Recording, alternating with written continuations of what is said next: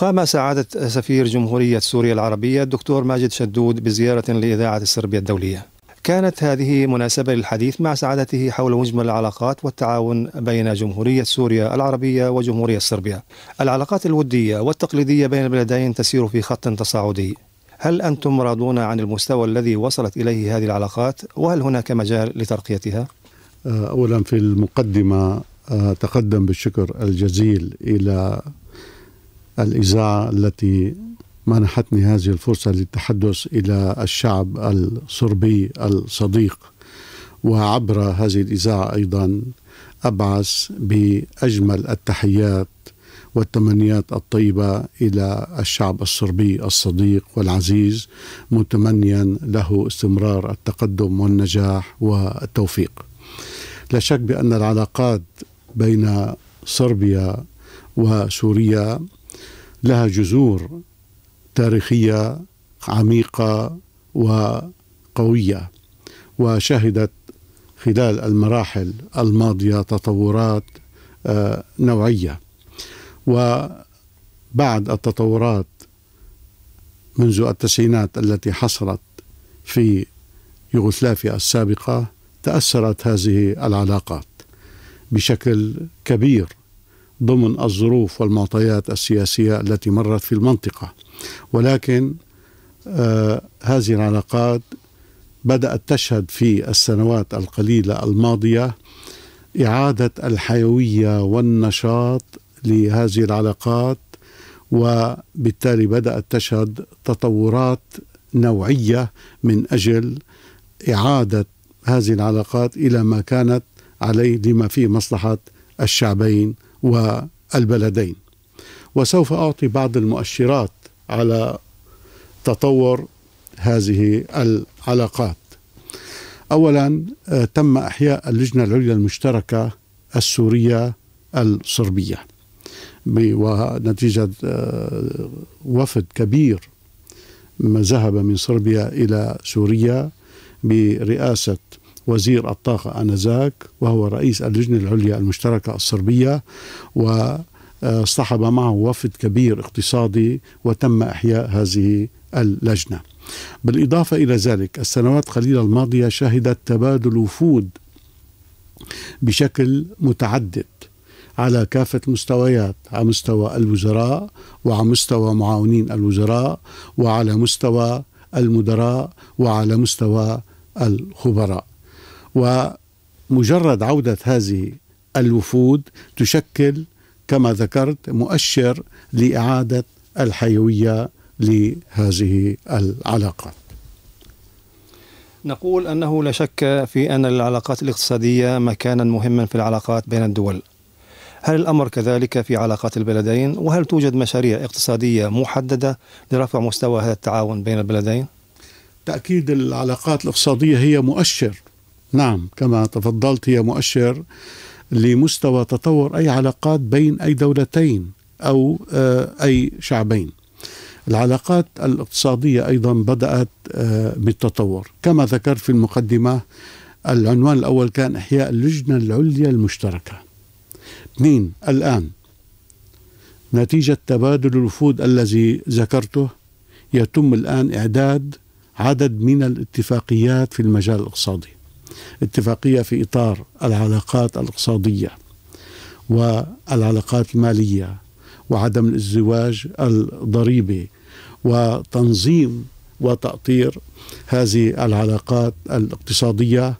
وكان هذا العام كان في وفد اقتصادي برئاسة نائبة وزير الاقتصاد ومعاونة وزير الاقتصاد الصربي كان في سوريا، وتم التوصل إلى الخطوط الأساسية لعدد من الاتفاقات الاقتصادية، وسوف يتم التوقيع على هذه الاتفاقات إما في نهاية هذا العام أو في الأشهر الأولى من العام القادم.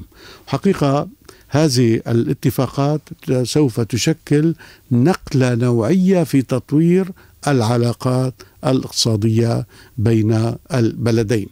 بالإضافة إلى ذلك، حقيقة أنا قمت بعدد من اللقاءات مع عدد من المؤسسات الاقتصادية في هذا البلد، مثلا نظمنا ندوة كبيرة بالتعاون والتنسيق مع غرفة تجارة صربيا، وأنا هنا من على هذا المنبر أوجه التحية للجهود التي بذلت من خلال غرفة تجارة صربيا، حيث التقيت مع أكثر من 30 شركة صربية في ندوة في غرفة التجارة، وتحدثت فيها عن الاقتصاد السوري وعن فرص الاستثمار الكبيرة والمتاحة في سوريا. وبعد هذه الندوة التقيت عشرات مدراء الشركات، ونحن نعمل الآن على تسهيل دخول أو إدخال هذه الشركات إلى السوق السورية لما فيها مصلحة البلدين والشعبين. هنا لابد من أن أذكر بأن هناك الكثير من المنتجات الاقتصادية في صربيا نحن بحاجة إليها في سوريا.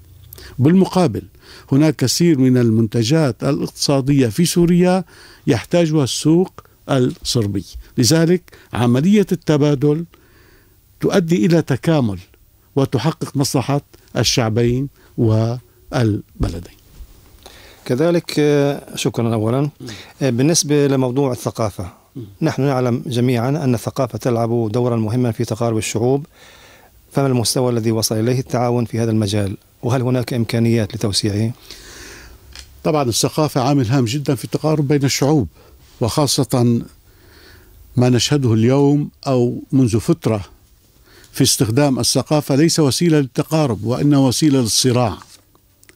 ولذلك